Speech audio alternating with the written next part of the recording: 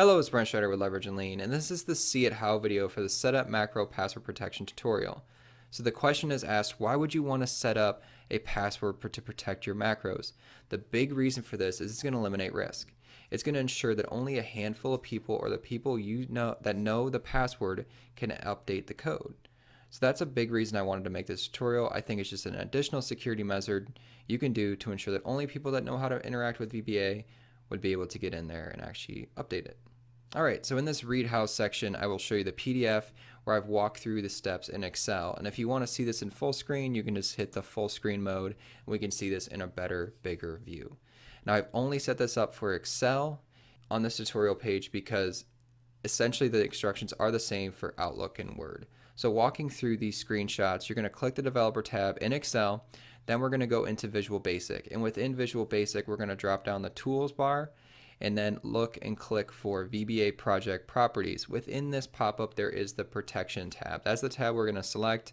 We're then going to indicate that this project needs to be locked for viewing and set a password. And then when you open Visual Basic again, you're going to see the password pop up where you have to enter that to actually get into the code and update it. So let me show you this. Let's navigate to Excel. We're then going to go to the Developer tab and then to Visual Basic. And then within Visual Basic, we're going to select Tools and then VBA Project Properties.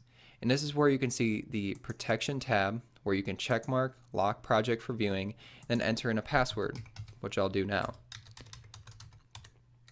Then you have to confirm your password and then click OK. So I will save Visual Basic and close. Now, you won't get the password pop up until you actually close Excel and then reopen. So I'll reopen this Excel workbook and go into Visual Basic and show you that pop up. Developer tab, Visual Basic, and then when I try to expand this VBA project, I'm going to get that pop up saying I need to enter in a password. And this is why I wanted to show you this video. This is a great way to ensure that only people that know this password can get in here and actually update the code. So I can enter in that password I just set up and click OK. And now I have access to the modules and other objects that I can interact with in VBA. If you ever want to remove that password you just set up, you can navigate back to Tools, VBA Project Properties, and in that Protection tab, you can just really undo what you've just done. And then click OK, and then ensure that you save Visual Basic. So there you have it. So I can navigate back to the tutorial page, and that's really what I have set up on this page. I have this PDF out here, and then I'll have this See It How video.